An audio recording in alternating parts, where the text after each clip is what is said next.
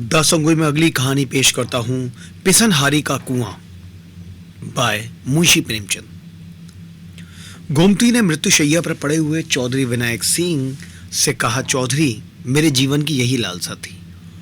चौधरी ने गंभीर होकर कहा, इसकी कुछ चिंता ना करो काकी, तुम्हारी लालसा भगवान पूरी करेंगे। मैं आज ही से मजदूरों को बुलाकर काम पर लगाए देता हूं। देव ने चाहा तो तुम अपने कुएं का पानी पियोगी ही। तुमने तो गिना होगा, कितने रुपए हैं? गोमती ने एक क्षण आंखें बंद करके कहा, भैया मैं क्या जानूं कितने रुपए हैं, जो कुछ है वो इसी हानि में है। इतना करना कि इतने ही में काम चल जाए, किसके सामने हाथ फैलाते फिरोगे?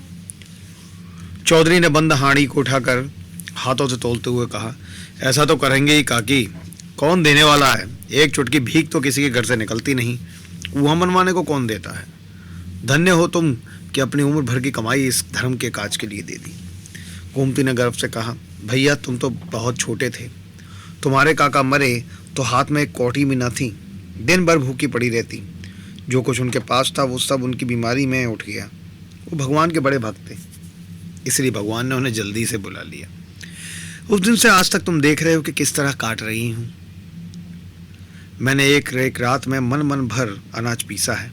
बेटा देखने वाले अचरज मानते थे, न जाने कितनी ताकत मुझ में कहाँ से आ जाती थी। बस यही लालसा रही कि उसके नाम का एक छोटा सा कुआं गांव में बन जाए।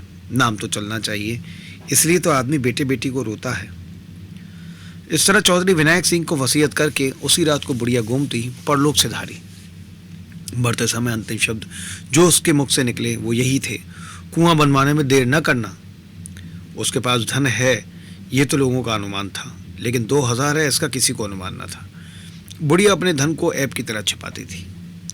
चौधरी गांव का मुखिया और नियत का साफ आदमी था, इसलिए बुढ़िया ने उससे ये अंतिम आदेश दिया था। चौधरी ने गोमती के क्रियाक्रम में बहुत रुपए खर्च न किए। जो ही इन संस्कारों से छुट्टी मिली, वो अपने बेटे हरनाथ सिंह को बुलाकर ईंट चूना पत्थर का तखमीरा करने लगे। हरनाथ अनाज का व्यापार करता था। कुछ देर तक तो वो बैठा सुनता रहा, फिर बोला, अभी 2-4 महीने कुआं ना बने तो कोई बड़ा हरज है? चौधरी ने करके कहा, हरज तो कुछ नहीं, लेकिन देर करने का काम ही क्या है? रुपए उसने दे ही दिए हैं, हमें तो 7वें यश मिलेगा। गोमती ने मरते मरते जल्द कुआं खुलवाने को कहा था। हरनाथ, हाँ कहा तो था, लेकिन आजकल बाजार अच्छा है, 2-3 हजार का अनाज भर लिया जाए तो अघन पूछ तक सवाया हो जाएगा। मैं आपको कुछ सूद दे दूंगा। चौधरी का मन शंका और भय से दुविधा में पड़ गया। 2000 के कहीं 2500 हो गए तो क्या कहना। जगमोहन में कुछ बेल बूटे बनवा दूंगा, लेकिन भय था कि कहीं घाटा हो गया तो। इस शंका को वो छिपा ना सके, बोले, जो कहीं घाटा हो गया तो? हरनाथ ने तड़प कर कहा, घाटा क्या हो जाएगा, कोई बात है? मान लो घाटा हो गया तो? हरनाथ ने उत्तेजित होकर कहा, यह कहो कि तुम रुपए नहीं देना चाहते, बड़े धर्मात्मा बने हो। अन्य वृद्धजनों की भांति चौधरी भी बेटे से दबते थे। कातर स्वर में बोले, मैं ये कब कहता हूं कि रुपए ना दूंगा, लेकिन पराया धन है, सोच समझकर ही तो उसमें हाथ लगाना चाहिए। बीज व्यापार का हाल कौन जानता है, कहीं भाव और गिर जाए तो? अनाज में घुनी लग जाए, कोई मुद्दई घर में आग लगा दे, सब बातें सोच लो अच्छी तरह। हरनाथ ने व्यंग से कहा, इस तरह सोचना है तो ये क्यों नहीं सोचते कि कोई चोर ही उठा ले जाए या बनी बनाए दीवार बैठ जाए? ये बातें भी तो होती ही हैं। चौधरी के पास अब कोई दलील न थी। कमजोर सिपाही ने ताल तो ठोंकी, अखाड़े में उतर पड़ा, पर तलवार की चमक देखते ही हाथ पांव फूल गए। बंगला झांक कर चौधरी ने कहा, तो कितना लोगे? हरनाथ कुशल योद्धा की भांति शत्रु को पीछे हटता देखकर बिफर कर बोला, सब का सब दीजिए, 150 रुपए देते किसी ने ना देखा था, लोक निंदा की संभावना भी न थी। हरनाथ ने अनाज भरा, अनाज के बोरों का ढेर लग गया। आराम की मीठी नींद सोने वाले चौधरी अब सारी रात बोरों की रखवाली करते थे। मजाल न थी कि कोई चुईया बोरों में घुस जाए। चौधरी इस तरह झपटते थे कि बिल्ली भी हार मान लेती। इस तरह 6 महीने बीत गए। पौष में अनाज बिका, पूरे 500 रुपये का लाभ हुआ। इसमें से 50 रुपये आप ले लें, हरनाथ ने कहा। चौधरी ने झल्लाकर कहा, 50 रुपये क्या खैरात ले लूँ? किसी महाजन से इतने रुपए लिए होते तो कम से कम 200 रुपये सूद के होते। मुझे तुम 2-4 रुपये कम दे दो, और क्यों करोगे? हरनाथ ने बढ़ाव ना किया, 150 रुपये चौधरी को दे दिए। चौधरी की आत्मा इतनी प्रसन्न कभी ना हुई। रात को वो अपनी कोठरी में सोने गया तो कलेजा धक धक करने लगा। वो नींद में ना था, कोई नशा ना खाया था। गोमती सामने खड़ी मुस्कुरा रही थी। हाँ, उस मुरझाए हुए मुख पर एक विचित्र स्फूर्ति थी। कई साल बीत गए। चौधरी बराबर इस फिक्र में रहते थे कि हरनाथ 100 रुपये निकाल लूँ, लेकिन हरनाथ हमेशा ही हील हवाले करता रहता। वो साल में थोड़ा सा ब्याज दे देता, पर मूल के लिए 1000 बातें बनाता था। कभी लेने का रोना था, कभी चुकते का। हाँ, कारोबार बढ़ता जाता था। आखिर एक दिन चौधरी ने उससे साफ साफ कह दिया कि तुम्हारा काम चले या डूबे, मुझे परवाह नहीं, इस महीने में तुम्हें अवश्य रुपये चुकाने पड़ेंगे। हरनाथ ने बहुत उड़नगाहियाँ बताईं, पर चौधरी अपने इरादे पर जमे रहे। हरनाथ ने झुंझलाकर कहा, कहता हूँ कि 2 महीने और ठहरिए, माल बिकते ही मैं रुपये दे दूंगा। चौधरी ने दृढ़ता से कहा, तुम्हारा माल कभी ना बिकेगा और ना तुम्हारे 2 महीने कभी पूरे होंगे, मैं आज रुपये लूंगा। हरनाथ उसी वक्त क्रोध में भरा हुआ उठा और 2000 रुपये लाकर चौधरी के सामने जोर से पटक दिए।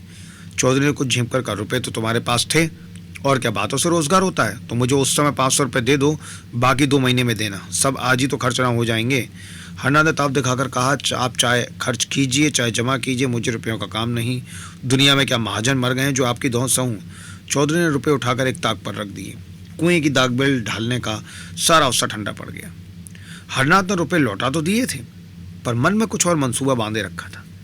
आधी रात को जब घर में सन्नाटा छा गया तो हरनाथ चौधरी के कोठरी की चूल खिसका कर अंदर घुसा।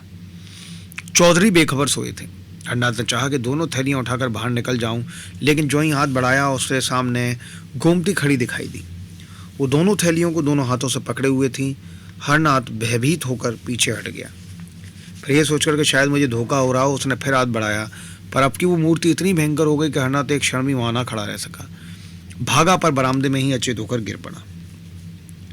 हरनाथ ने चारों तरफ से अपने रुपए वसूल करके व्यापारियों को देने के लिए जमा कर रखे थे। चौधरी ने आंखें दिखाई, वहीं रुपए लाकर पटक दिया। दिल में उसी वक्त सोच लिया था कि रात को रुपए उड़ा लाऊंगा, झूठ मूठ का शोरगुल मचा दूंगा तो मेरी ओर संदेह भी ना होगा। पर जब ये पेशबंदी ठीक ना उतरी तो उस पर व्यापारियों के तगादे होने लगे। वादे पर लोगों को कहाँ तक टालता, जितने बहाने हो सकते थे सब किए। आखिर वो नौबत आ गई कि लोग नालिश करने की धमकियां देने लगे। एक ने 300 रुपये की नालिश कर भी दी। बेचारे चौधरी बड़ी मुश्किल में फंसे। दुकान पर हरनाथ बैठता था, चौधरी को उससे कोई वास्ता न था, पर उसकी जो साख थी वो चौधरी के कारण। लोग चौधरी को खरा और लेन देन का साफ आदमी समझते थे। अब भी यद्यपि कोई उससे तकाजा ना करता था, पर वो सबसे मुंह छुपाते फिरते थे। लेकिन उन्होंने निश्चय कर लिया कि कुएं को रुपये ना छूऊंगा, चाहे जो कुछ आ पड़े। रात को एक व्यापारी के मुसलमान चपरासी ने चौधरी के द्वार पर आकर हजारों गालियां दी। चौधरी को बार बार क्रोध आता था कि चलकर मुँह उखाड़ लूँ, पर मन को समझाया, हमसे मतलब ही क्या है, बेटे का कर्ज चुकाना बाप का धर्म नहीं। जब भोजन करने गए तो पत्नी ने कहा, ये सब क्या उपद्रव मचा रखा है। और किसने मचा रखा है? बच्चा कसम खाते हैं कि मेरे पास केवल थोड़ा सा माल है, रुपए तो सब तुमने मांग लिए। चौधरी, मांग ना लेता तो क्या करता? हलवाई की दुकान पर दादा का फतिया पढ़ना मुझे पसंद नहीं। ये नाक कटाई अच्छी लगती है, तो मेरा क्या बस है भाई, कभी कुआं बनेगा कि नहीं? 5 साल हो गए।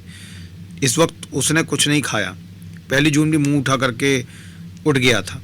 तुमने समझाकर खिलाया नहीं, दाना पानी छोड़ देने से तो रुपए ना मिलेंगे, तो तुम ही क्यों नहीं जाकर समझा देते? मुझे तो इस वक्त उसने बैरी समझ रखा है। मैं रुपए ले जाकर बच्चा को दिए आती हूँ, हाथ में जब रुपए आ जाएं तो कुआं बनवा देना। नहीं नहीं, ऐसा गजब ना करना, मैं इतना बड़ा विश्वासघात ना करूंगा, चाहे घर मिट्टी में ही मिल जाए। लेकिन स्त्री ने इन बातों की ओर ध्यान न दिया। वो लपक कर भीतर गई और थैलियों पर हाथ डालना चाहती थी कि एक चीख मारकर हट गई। उसकी सारी देह सितार के तार की भांति कांपने लगी। चौधरी ने घबरा कर पूछा, क्या हुआ?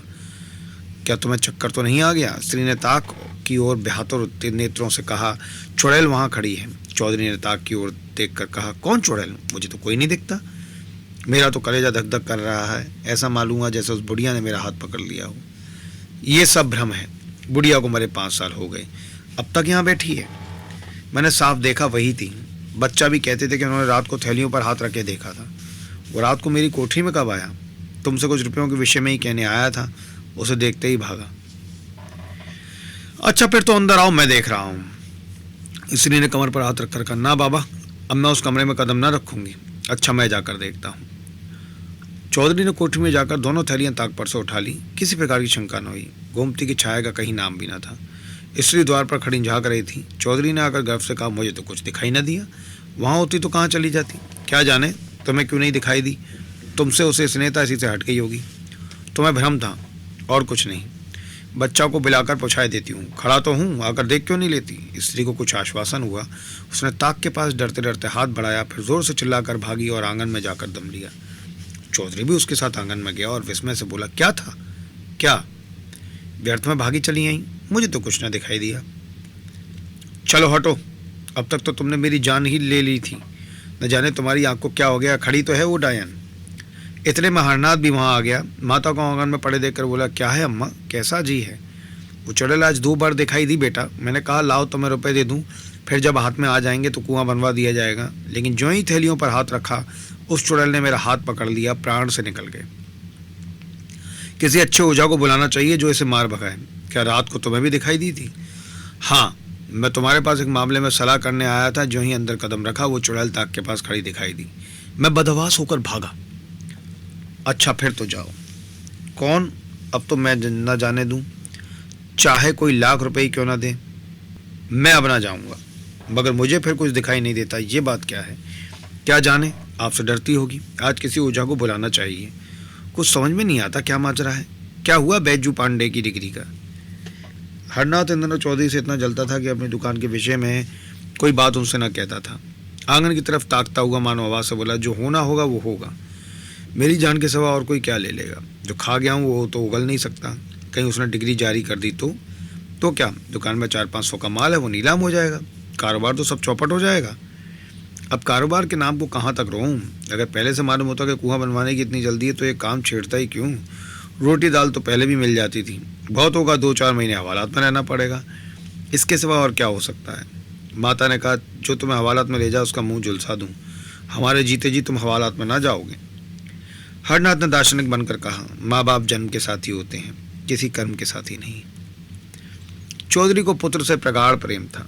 उन्हें शंका हो गई कि हरनाथ रुपये हजम करने के लिए टालमटोल कर रहा है, इसलिए उन्होंने आग्रह करके रुपये वसूल कर लिए थे। अब उन्हें अनुभव हुआ कि हरनाथ के प्राण सचमुच संकट में हैं। सोचा अगर लड़के को हवालात हो गई तो कुल मर्यादा धूल में मिल जाएगी। क्या हर्ज है अगर गोमती को रुपये दे दूं? अगर दुकान चलती ही है, कभी ना कभी तो रुपये हाथ में आ ही जाएंगे। एकाएक किसी ने बाहर से पुकारा, हरनाथ सिंह। चौधरी ने पूछा, कौन है? कुर कमीन, क्या दुकान कुर्क कराने आया है? हाँ, मालूम तो होता है। कितने रुपयों की डिग्री है? 1200 रुपये की। कुर कमीन कुछ लेने देने से ना टलेगा, टल तो जाता, पर महाजन भी तो उसके साथ होगा। उसे जो कुछ लेना है उधर से ले चुका होगा। ना हो 1200 रुपये गोमती के रुपयों में से दे दो। उसके रुपये कौन छुएगा? न जाने घर पर क्या आफत आए। उसके रुपये कोई हजम थोड़ी ही किए लेता है। चलो मैं दे दूँ। चौधरी को इस समय भय हुआ कि कहीं मुझे भी वो दिखाई न दे, लेकिन उनकी शंका निर्मूल थी। उन्होंने एक थैली से 220 रुपये निकाले और दूसरी थैली में रखकर हरनाम को दे दिए। संध्या तक इन 2000 रुपये में 1 रुपया भी ना बचा। 12 साल गुजर गए। न चौधरी अब इस संसार में है, न हरनाथ। चौधरी जब तक जिए उन्हें कुएं की चिंता बनी रही, यहाँ तक कि मरते दम भी उनकी जबान पर कुएं की रट लगी हुई थी। लेकिन दुकान में सदैव रुपयों का तोड़ा रहा। चौधरी के मरते ही सारा कारोबार चौपट हो गया। हरनाथ ने आने रुपये लाभ से संतुष्ट न होकर दूने तिगुने लाभ पर हाथ मारा। जुआ खेलना शुरू किया। साल भी न गुजरने पाया था कि दुकान बंद हो गई। गहने पाते बर्तन भाड़े सब मिट्टी में मिल गए। चौधरी की मृत्यु के ठीक साल भर बाद हरनाथ ने भी इसी तरह से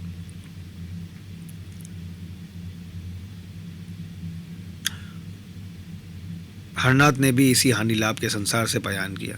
माता के जीवन का कोई सहारा न रहा। बीमार पड़ी पर दवा दर्पण ना हो सकी। वो 3-4 महीने तक नाना प्रकार के कष्ट झेलकर वो भी चल बसी। अब केवल बहू थी, वो भी गर्भिणी। उस बेचारी के लिए अब कोई आधार न था। इस दशा में मजदूरी भी ना कर सकती थी। पड़ोसियों के कपड़े सी कर उसने किसी भांति 5-6 महीने काटे। तेरे लड़का होगा, सारे लक्षण बालक के से थे। यही एक जीवन का आधार था। जब कन्या हुई तो ये आधार भी जाता रहा।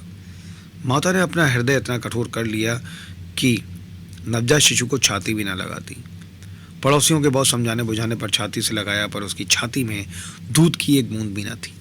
उस समय अभागिनी माता के हृदय में करुणा, वात्सल्य और मोह का एक भूकंप सा आ गया। अगर किसी उपाय से स्तन की अंतिम बूंद दूध बन जाती तो वो अपने को धन्य मानती। बालिका की वो भोली दीन याचना में सतृष्ण छवि देखकर उसका मातृ हृदय मानो सहस्त्र नेत्रों से रुदन करने लगा। उसके हृदय की सारी शुभेच्छाएं, सारा आशीर्वाद, सारी विभूति, सारा अनुराग मानो उसकी आंख से निकलकर उस बालिका के भाग्य में मातृ प्रेम के सुख ना बंधे थे। माता ने कुछ अपना रक्त, कुछ ऊपर दूध पिलाकर उसे जलाया, पर उसकी दिशा जीर्ण होती जाती थी। एक दिन लोगों ने जाकर देखा तो वो भूमि पर पड़ी हुई थी और बालिका उसकी छाती से चिपटी उसके स्तनों को चूस रही थी। शोक और दरिद्रता से आह शरीर में रक्त कहाँ जिससे दूध बनता। वहीं बालिका पड़ोसियों की दया भिक्षा से पलकर एक दिन घास खोदती हुई उस स्थान पर जहां पहुंची जहां बुढ़िया गोमती का घर था। छप्पर कब के पंचभूतों में मिल चुके थे, केवल जहां तहां दीवारों के चिन्ह बाकी थे, कहीं कहीं आधा दीवारें खड़ी हुई थीं। बालिका को न जाने क्या सोचकर खुरपी से गड्ढा खोदना शुरू किया। दोपहर से सांझ तक वो गड्ढा खोदती रही। न खाने की सुध थी, न पीने की, न कोई शंका थी, न भय। अंधेरा हो गया पर वो ज्यों की त्यों बैठी गड्ढा खोद रही थी। उस समय किसान लोग भूलकर भी उधर से ना निकलते थे, पर बालिका निशंक बैठी भूमि से मिट्टी निकाल रही थी। जब अंधेरा हो गया तो वो चली गई। दूसरे दिन वो बड़े सवेरे उठी और इतनी घास खोदी जितनी वो कभी दिन भर में ना खोदती थी। दोपहर के बाद वो अपनी खांचियों खुरपी लिए फिर उसी स्थान पर आ पहुंची। पर आज वो अकेली न थी, उसके साथ 2 बालक और भी थे। तीनों वहां सांझ तक कुआं कुआं खोदते रहे। बालिका गड्ढे के अंदर खोदती थी और दोनों बालक मिट्टी निकाल निकाल कर फेंकते थे। तीसरे दिन 2 लड़के और भी उस खेल में मिल गए। शाम तक खेल होता रहा और आज गड्ढा 2 हाथ गहरा हो गया था। गांव के बालक बालिकाओं को इस विलक्षण खेल ने अभूतपूर्व उत्साह से भर दिया था। चौथे दिन और भी कई बालक आ मिले। सलाह हुई कि कौन अंदर जाए, कौन मिट्टी उठाए, कौन धुआं खींचे। गड्ढा अब 4 हाथ गहरा हो गया था, पर अभी तक बालकों के सिवा और किसी को कोई खबर न थी। एक दिन रात को एक किसान अपनी खोई हुई भैंस ढूंढता हुआ उस खंडर में जा निकला। अंदर मिट्टी का ऊंचा ढेर, एक बड़ा सा गड्ढा और एक टिमटिमाता हुआ दीपक देखा तो डर कर भागा। और उन्होंने भी आकर देखा, कई आदमी थे, कोई शंका न थी। समीप जाकर देखा तो बालिका बैठी थी। एक आदमी ने पूछा, अरे क्या तूने ये गड्ढा खोदा है? हाँ। गड्ढा खोद कर क्या करेगी? यहाँ कुआं बनाऊंगी। कुआं कैसे बनाएगी? जैसे इतना खोदा है वैसे ही इतना और खोद लूंगी। गांव के सब लड़के खेलने आते हैं। मालूम होता है तू अपनी जान देगी और अपने साथ और लड़कों को भी मारेगी। खबरदार जो कल से गड्ढा खोदा। दूसरे दिन और लड़के ना आए।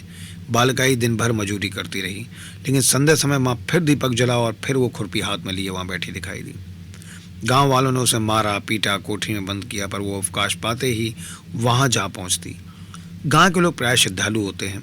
बालिका के इस अलौकिक अनुराग ने आखिर उनमें भी अनुराग उत्पन्न किया। कुआं खोदने लगा। इधर कुआं खोद रहा था और उधर बालिका मिट्टी से ईंटें बनाती थी। इस खेल में सारे गांव के लड़के शरीक होते थे। उजली रातों में जब सब लोग सो जाते तब भी वो ईंटें थापती दिखाई देती। जाने इतनी लगन उसमें कहाँ से आ गई थी। 7 वर्ष की उम्र क्या होती है, लेकिन 7 वर्ष की वो लड़की बुद्धि और बातचीत में अपनी तिगनी उम्र वालों के कान काटती थी। आखिर एक दिन वो भी आया जब कुआं बंद गया और इसकी पक्की जगत तैयार हो गई। उस दिन बालिका जगत पर सोई। आज उसके हर्ष की सीमा न थी। गाती थी, चहकती थी। प्रातःकाल उस जगत पर केवल उसकी लाश मिली। उस दिन से लोगों ने कहना शुरू किया, ये वही बुढ़िया गोमती थी। इस कुएं का नाम पिसनहारी का कुआं पड़ा।